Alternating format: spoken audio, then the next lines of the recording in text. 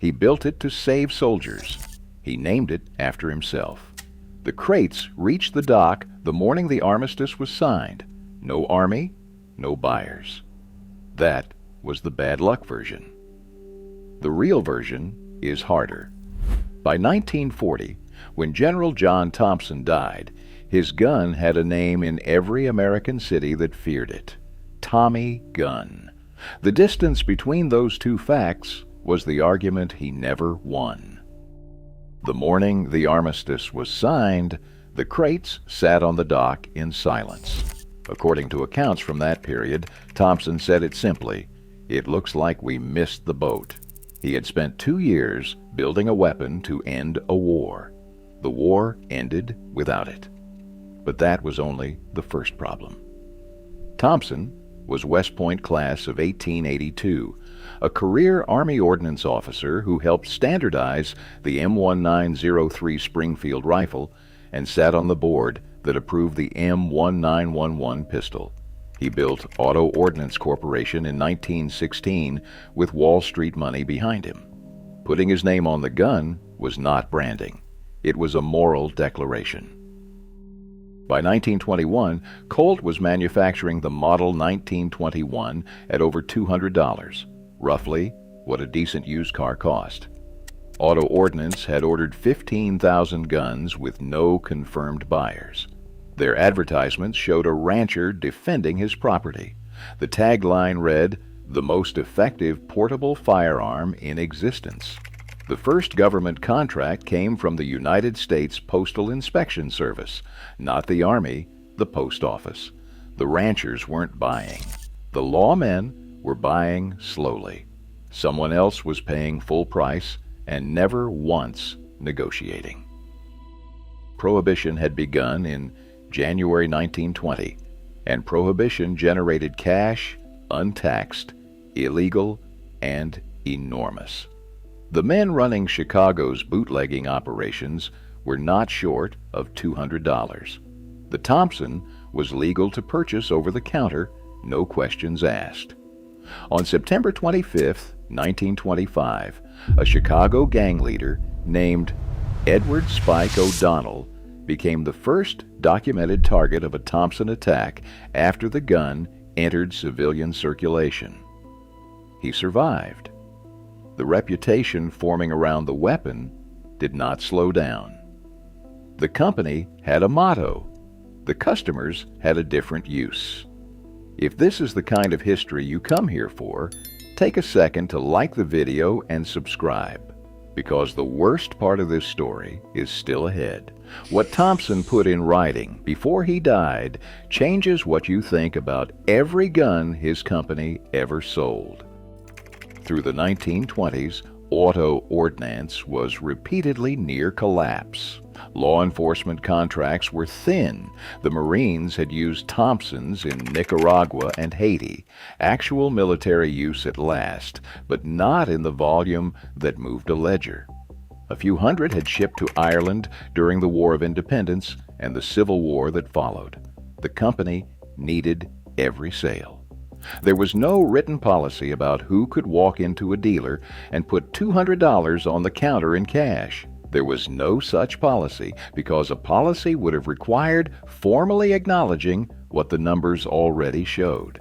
The newspapers were building their own kind of accounting. The names people gave the gun were not coming from the manufacturer. Chicago typewriter, Chicago piano, Tommy gun. These were built from the street up, from press coverage, from early gangster films, from the speed at which a front-page photograph defines a weapon more permanently than any advertisement can. Thompson actually trademarked Tommy gun in an effort to protect the name. A later production run by Savage Arms stamped it directly on the receiver, as if putting the nameplate back in place. But the meaning of the name had already been claimed by a city he never intended to arm. On the morning of February 14, 1929, 4 men entered a garage at 2122 North Clark Street in Chicago's Lincoln Park neighborhood. 2 wore police uniforms. 7 men were told to face the wall. Approximately 70 rounds were fired from 2 Thompsons. 6 died immediately. One man, Frank Gusenberg, was still breathing when real police arrived. Asked who had shot him, Gusenberg said, "Nobody shot me." He died 3 hours later. The massacre ran on front pages from one end of the country to the other. Within weeks, the name Thompson carried a meaning in American households that no advertisement had put there. General Thompson said nothing publicly. He didn't need to. The guns were recovered 10 months later. In December 1929, a Capone associate named Fred Burke drove drunk into another car in St. Joseph, Michigan. When a patrolman intervened, Burke shot him. Police raided Burke's house and found the 2 Thompsons, 9 ammunition drums, and roughly 5,000 rounds. A ballistics expert named Calvin Goddard confirmed they were the Valentine's Day weapons. The documentation was clean. The implication was permanent. Here is the part that rarely gets placed beside the rest. The Thompson was now the most feared firearm in America. The United States Army had still not placed a serious order. They bought a small quantity in 1932. Britain had seen the gun demonstrated. The Birmingham Small Arms Company had produced Thompsons under license for European sale, with successful demonstrations in the United Kingdom, France, and Belgium. No orders came. The reason given was not performance. It was the company the gun kept in American newspapers. On the surface, the Thompson had a market problem. Underneath, it had a reputation that no firing range could fix. The National Firearms Act was signed by President Roosevelt on June 26, 1934.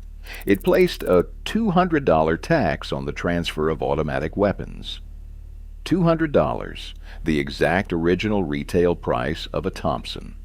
The weapon that could not find buyers at $200 in 1921 now required a $200 federal tax just to transfer legally. Civilian ownership was effectively finished. John Dillinger had posed for photographs with a Thompson that same year, and those images had appeared in the same newspapers the men drafting the legislation read. The political argument for the law was built in substantial part from the documented record of crimes committed with a gun bearing Thompson's name. Thompson was in his late 70s by then. Auto Ordnance, the company he had built with Thomas Fortune Ryan's money in 1916, had gone bankrupt and been sold in 1939. Before Thompson died on June 21, 1940, he reportedly left behind a written statement that multiple accounts have preserved in similar form. According to those accounts, he wrote that he had given his valedictory to arms, that he wanted now to pay more attention to saving human life than destroying it. And then the line that carries the most weight. It had worried him, he wrote, that the gun had been stolen by evil men and used for purposes outside his motto, on the side of law and order. The word stolen is telling. It is the word a man uses when he cannot accept that something was sold. The Thompsons used on Valentine's Day were purchased legally at full retail price from a company that needed every sale it could get. There was no theft in the documented record.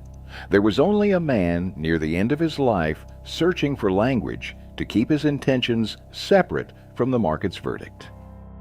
He never saw the vindication. France had placed an order for 3,000 Thompsons in 1939. Britain followed. In 1940, the United States Army ordered over 20,000.